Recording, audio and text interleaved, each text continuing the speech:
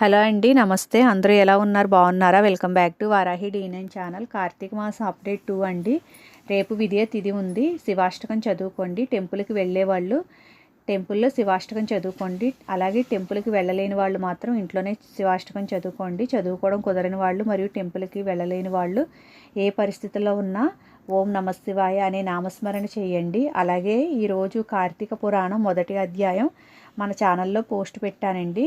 Once మన ఛానల్ని visit చేసి మొదటి అధ్యాయం అందరూ వినండి. నా ఛానల్ని అందరూ సబ్స్క్రైబ్ చేసి లైక్ చేయండి. ఛానల్ని సపోర్ట్ చేసి ముందుకు నడిపించండి. రేపు భోగినిహస్త భోజనం అంటే